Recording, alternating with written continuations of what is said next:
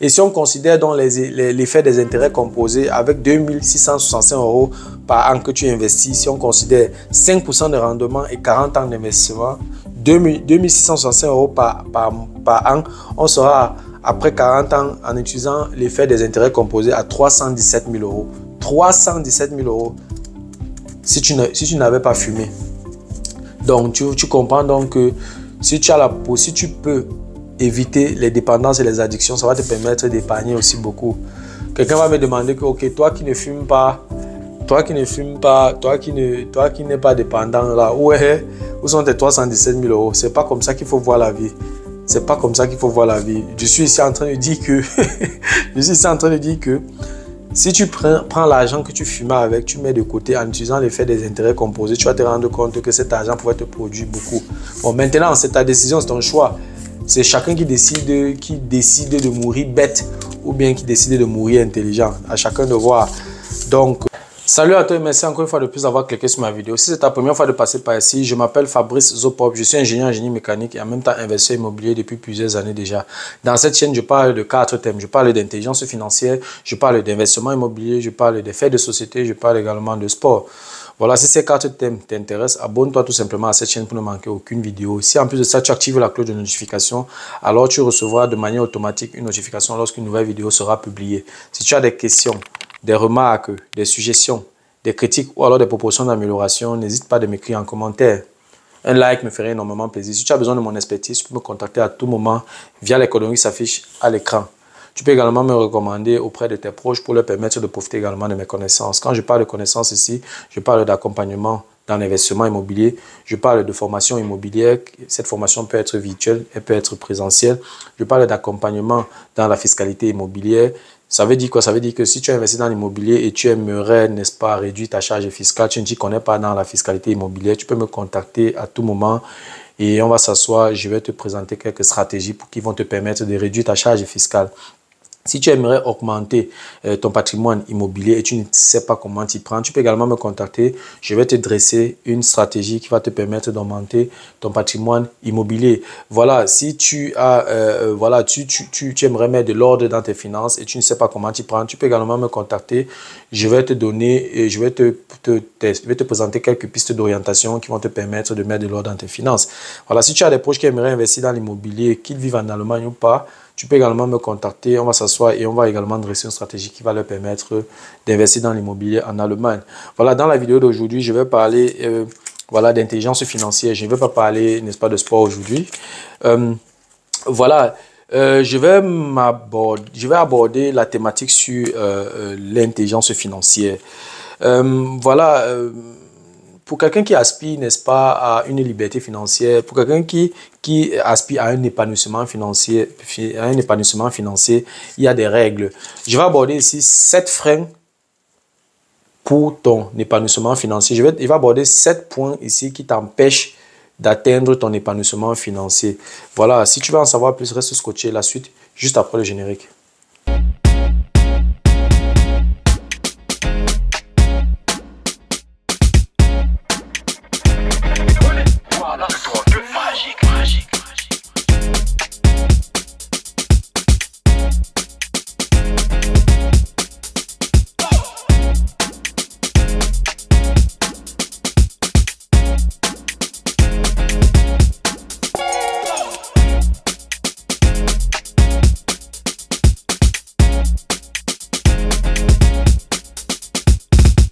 Voilà, comme je l'ai énoncé à l'introduction, je vais aborder dans la vidéo d'aujourd'hui les 7 freins, n'est-ce pas, pour ton épanouissement financier. Les 7 points qui t'empêchent, n'est-ce pas, d'atteindre ton épanouissement financier.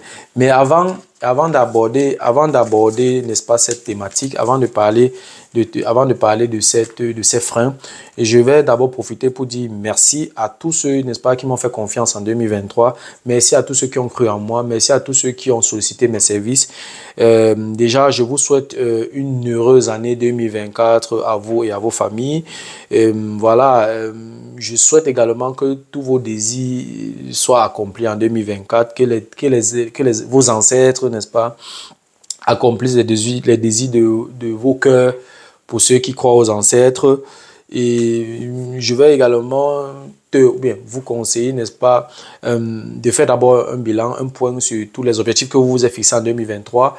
Ce qui est sûr, si vous vous êtes fixé 10 objectifs, vous avez certainement pas pu tout atteindre ces 10 objectifs. Pour celui qui a atteint ces 10 objectifs, c'est bon.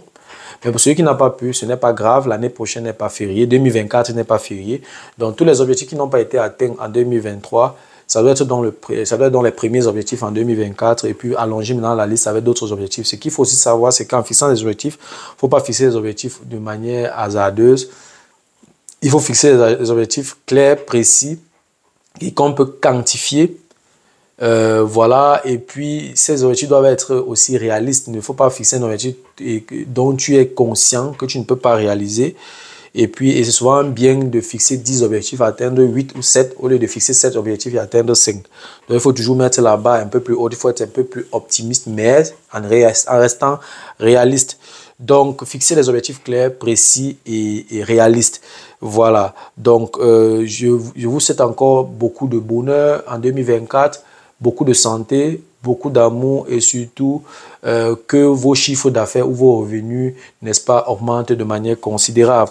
Voilà, revenons donc sur la thématique du jour.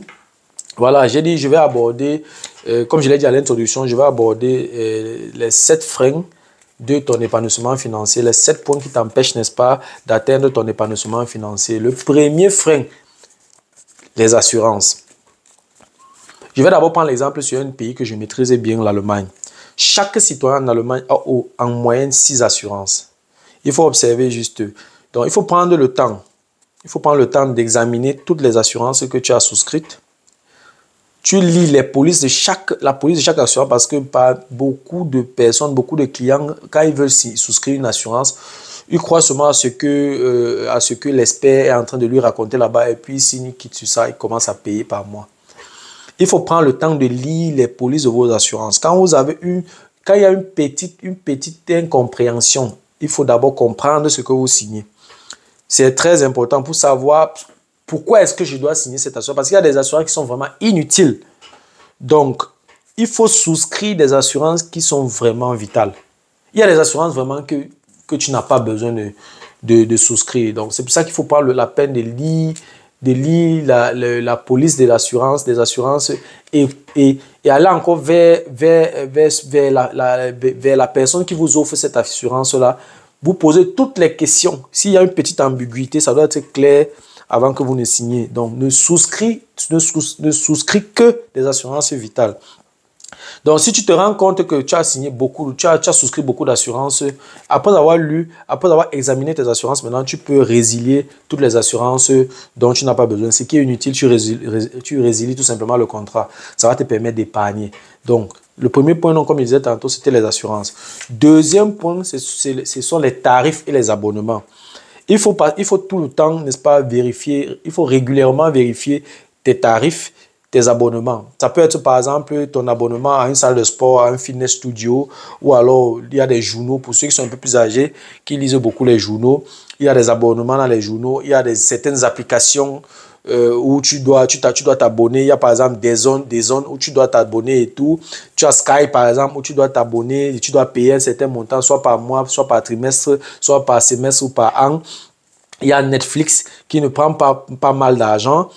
Et il y a certaines personnes qui cotisent dans des clubs. Tu n'es plus actif dans le club, tu n'es plus intéressé par le club, mais tu continues à cotiser dans ce club-là ou bien dans cette association-là. Donc, il y a par exemple les contrats de téléphone. À un moment donné, il peut arriver qu'un contrat de téléphone ne correspond plus avec tes attentes, avec tes objectifs. Ou alors, tu es dans une situation où tu as des difficultés financières. Un petit 20 ou 30 euros que tu peux épargner quelque part, ça peut faire un plus, ça peut boucher un trou quelque part. Il y a par exemple les tarifs d'électricité qu'il faut de temps en temps regarder, faire une comparaison. Il y a des sites où tu peux faire la comparaison. L'essentiel, c'est d'essayer d'examiner de temps en temps ces tarifs-là. Tu peux trouver un tarif à un bon prix, ça te permet de réduire un peu. Ou alors, tu peux avoir, par exemple, tu peux avoir signé peut-être, il y a une entreprise qui te livre, par exemple, le gaz. Si tu as le chauffage à la maison qui consomme du gaz, tu es déjà abonné là-bas.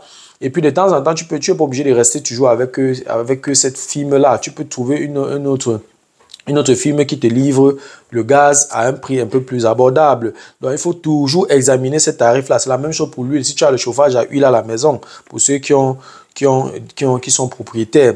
Donc, vraiment, il faut prendre le temps d'examiner tous ces contrats-là. Lorsque tu trouves un contrat de trop, lorsque tu te rends compte qu'il y a un tarif de trop ou un abonnement vraiment qui n'est pas vital, qui ne te sert vraiment à rien, tu coupes. Je prends un exemple simple. J'avais d'abord des zones. Je me suis rendu compte que je n'avais pas vraiment le temps pour voir tout le temps les matchs. Mais à un moment donné, qu'est-ce que j'ai fait? J'ai plutôt changé. Ou alors j'ai pris un autre tarif. Ou alors j'ai pris un autre abonnement. Parce que ce que des zones me proposaient n'était pas vraiment ce que je voulais. Donc il y avait beaucoup de... Peut-être 95% des zones je n'utilisais pas. J'utilisais peut-être 5% des zones et ça ne me servait à rien. Donc je me voyais en train de... Si je paye par exemple 100 € par mois et que je consomme seulement 5% de ça, ça veut dire qu'en fait, je paye 95 € par mois. C'est ce que ça veut dire parce que je ne consomme que 5 €. C'est ce que ça signifie. Donc, il faut prendre le temps d'examiner donc ces tarifs et ces abonnements-là. Et dès qu'il y a un tarif ou un abonnement de trop, tu résilies tout simplement le contrat. Aussi simple que ça. Ça va te permettre de réduire un peu tes dépenses fixes. La troisième chose, le troisième frein pour ton épanouissement financier, c'est le véhicule. C'est-à-dire qu'on simplifie beaucoup le véhicule, mais il faut savoir que le véhicule, c'est un gouffre financier. Le véhicule perd rapidement sa valeur. Dès que tu achètes le véhicule de l'usine, véhicule neuf, dès que ça sort de l'usine, même si ça a roulé 2 km, ça a perdu 25% de sa valeur. Même si ça a roulé 2 km. Et lorsque ça a roulé 2 km, ce n'est plus une voiture neuve, c'est une deuxième main. Il faut mettre ça dans la tête. Je conseille même, au lieu d'acheter vraiment une voiture, de mieux acheter une voiture qui a, qui a déjà même 1000 km ou 5000 km. C'est encore mieux. Parce qu'il y a pas une différence entre une voiture qui a roulé 1000 km et une voiture qui vient de sortir de l'usine. Bon, maintenant, ça dépend aussi de ta poche, ça dépend aussi de ta force financière. Donc, si tu as atteint un certain niveau où tu as traversé peut-être ta protection financière et ta sécurité financière, où tu tends déjà avec ta liberté financière, oui, tu peux te permettre ce genre de choses. Je n'ai aucun problème avec ça. Mais il faut savoir que après la sortie de l'usine, la voiture perd 25% de sa valeur. Et les 3 premières années, le véhicule perd 50% de sa valeur, quel que soit le kilométrage. Après 3 ans, ça veut dire que quoi? Si tu as un véhicule que tu as acheté peut-être à 10 000 €, tu vas avec le véhicule, tu roules pendant 3 ans, tu reviens dans la même maison où tu as acheté ça, tu dis que ok, tu veux vendre ce véhicule, bien tu veux changer pour prendre un autre véhicule. En fonction de l'état, on va évaluer ce véhicule pas à plus de 50%. Donc 50%, c'est en très bon état, tu auras au moins la moitié. Donc en 3 ans, ça pèse 50% de sa valeur. Et en plus de ça, ce n'est pas tout. Donc tu ne peux pas faire de ce véhicule un investissement. Sauf peut-être ceux qui font dans les véhicules de luxe, vraiment comme les Lamborghini, les grosses voitures là. Oui, là encore, tu peux faire de ça un investissement, mais ça, c'est déjà quand tu as atteint un certain niveau. Ce n'est pas n'importe qui, ce n'est pas un débrouillard, quelqu'un qui est encore en train de bâtir sa petite protection financière et qui va se permettre une Lamborghini. Donc, c'est un peu ça. Il y a également les coûts qu'il ne faut pas négliger. Il y a le carburant, la voiture consomme. Il y a l'entretien du véhicule. Il faut entretenir le véhicule. Je dis toujours que le véhicule, c'est un peu comme un enfant que tu envoies à l'école. Donc, ça coûte cher. Il y a l'assurance que tu dois payer tous les mois. Il y a le parking qu'on néglige. Toutes les fois que tu sors ou tu vas garer quelque part, s'il y a le parking, tu dois payer. C'est quelque chose à ne pas négliger. Peut-être sur le mois, c'est négligeable, mais sur l'année, c'est déjà un montant qu'il faut considérer. Parce que si on suppose que par semaine, tu gares quelque part 3 fois et que tu payes, disons, 4 €, ça fait 12 € par semaine. Hein. En un mois, ça te fait déjà 48 € que tu dépenses. Disons à peu près 50 € par mois. Si on multiplie par 12, on est à 600 € par an. Hein. 600 € par an que tu dépenses seulement pour le parking. Donc, ce n'est pas à négliger. Il y a également des personnes qui achètent des voitures à crédit, ce que je déconseille vivement. C'est un crédit à la consommation. Ce n'est pas un investissement, c'est une dépense sauvage. Donc, et tu as également les frais de crédit. Là, tu dois payer le remboursement et tu dois payer les taux de l'intérêt. Donc, ce que moi, je vais donc te donner comme conseil, achète-toi une voiture d'occasion. Achète-toi une voiture d'occasion. Achète des voitures d'occasion. Voilà, si tu es encore en train de bâtir ta protection financière ou alors tu as déjà traversé ta protection financière, tu es déjà au niveau de la sécurité financière, voilà, tu peux voilà, acheter les voitures deuxième main. Tu peux voir une belle voiture. La neuve peut peut-être coûter 25 000 30 000 €. Et en deuxième main, tu peux trouver ça à 10 000 15 000 €. Tu peux te permettre ce genre de voiture quand tu as déjà traversé ta protection financière. Et voilà, sinon, si tu n'as pas encore au moins une protection financière, ça ne sert à rien. Parce que quelqu'un disait toujours que lorsque tu te lèves pour aller acheter une voiture, il faut avoir peut-être l'argent de cet argent, ce montant 2, 3 fois quelque part gardé. Parce que la voiture, c'est l'entretien. Donc, c'est un peu ça. Et en plus de ça, il y a également d'autres alternatives. Donc, voilà, si tu trouves que, voilà, ou alors, si tu veux vraiment épargner, que tu ne veux pas que ton argent, voilà, tu ne veux pas gaspiller de l'argent dans le véhicule, pour entretenir un véhicule, pour acheter un véhicule, il y a d'autres alternatives. Il y a la marche. Si, par exemple, je prends un exemple simple, si tu loues un appartement à côté de la gare ferroviaire, tu n'auras jamais besoin de voiture, pour être sérieux. Si c'est que tu travailles peut-être pas loin de là, tu n'as pas besoin de prendre la voiture pour aller là-bas, tu peux aller à pied. Il y a la marche, il y a le vélo. Il y a des villes, par exemple, en Allemagne, où le vélo est vraiment très pratique, comme par exemple dans la ville où je vis. Donc, du coup, le vélo, c'est une alternative. Il y a également les transports en commun, les bus, les trains, les avions et tout. Donc, voilà des alternatives au lieu d'acheter un véhicule qui va d'abord coûter cher et qui a encore des coûts. Donc, voilà un peu, voilà ça. Ça, c'était le troisième frein pour ton épanouissement financier. Le quatrième point pour ton épanouissement financier, ce sont les dépendances ou les addictions. L'épanouissement financier est très, très compliqué pour quelqu'un qui est alcoolique, pour quelqu'un qui consomme des drogues, pour quelqu'un qui fume beaucoup.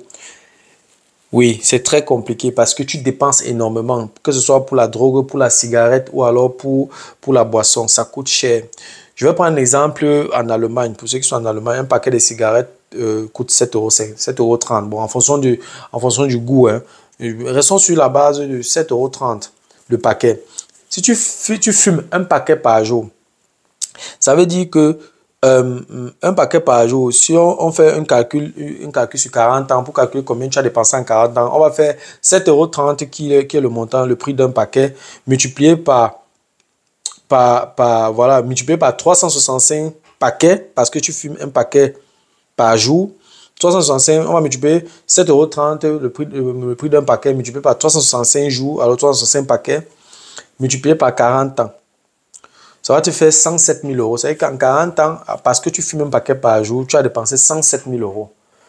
Donc, ça veut dire que par an, en fait, tu dépensais 2665 € par an parce que tu fumes un paquet par jour. C'est quand même énorme. C'est quand même énorme. Et si on considère donc l'effet des intérêts composés avec 2665 € par an que tu investis, si on considère 5% de rendement et 40 ans d'investissement, 2665 € par an, on sera après 40 ans en utilisant l'effet des intérêts composés à 317 000 €. 317 000 € si tu n'avais pas fumé. Donc, tu comprends donc que si tu peux éviter les dépendances et les addictions, ça va te permettre d'épargner aussi beaucoup. Quelqu'un va me demander que, ok, toi qui ne fumes pas, toi qui n'es pas dépendant là, où sont tes 317 000 €? C'est pas comme ça qu'il faut voir la vie. C'est pas comme ça qu'il faut voir la vie. Je suis ici en train de dire que si tu prends l'argent que tu fumais avec, tu mets de côté en utilisant l'effet des intérêts composés, tu vas te rendre compte que cet argent pourrait te produire beaucoup. Bon, maintenant, c'est ta décision, c'est ton choix. C'est chacun qui décide de mourir bête ou bien qui décide de mourir intelligent. À chacun de voir. Donc, ça, c'était le quatrième frein. Le cinquième frein donc, pour ton épanouissement financier, ce sont les achats impulsifs. Ça, c'est le travail des femmes aussi, hein. Je dois avouer, mais ça concerne tout le monde, mais particulièrement les femmes. Généralement, les achats impulsifs entrent en jeu ou alors ont lieu lorsque voilà, les achats impulsifs se produisent généralement quand tu es fatigué en fait. Et ça se produit également quand tu es un individu faible dans la prise de décision. Donc tu ne peux pas rester comme ça, tu dis que je n'avais pas planifié prendre ça, je ne prends pas. Quand quelqu'un est faible, il ne peut pas prendre ce genre de décision, il aura de sérieux problèmes, il sera toujours confronté aux achats impulsifs, c'est-à-dire acheter ce que tu n'as pas prévu acheter. Acheter parce que, bon voilà, tu as vu et puis sans même réfléchir, sans planifier, tu achètes. C'est ça qu'on appelle achat impulsif. Tu vois un peu? Donc, et les achats impulsifs se produisent également lorsque tu es quelqu'un d'émotionnel, quelqu'un qui est émotionnellement instable. Donc, à tout moment, n'importe quoi peut t'influencer. Donc, du coup, tu vas arriver dans un supermarché, tu n'as pas le sang-froid, tu n'as pas les pieds, tu n'es pas droit dans tes bottes, n'importe quoi peut t'influencer. Une petite publicité, une petite annonce publicitaire t'influence, tu sors l'argent, pourtant tu n'avais pas planifié. Parfois, tu achètes même, et puis c'est après que tu réfléchis ce que tu vas faire avec. Donc, la seule chose, le seul conseil que je vais te donner pour éviter ce genre d'achat impulsif, c'est de faire des courses avec une liste. C'est-à-dire qu'avant de sortir de la maison, tu fais une liste de ce que tu veux acheter de manière planifiée. Et tout ce qui est sur la liste, tu sais que tu as besoin de ça. Tu n'achètes pas quelque chose pour garder. Tu n'achètes pas quelque chose pour garder.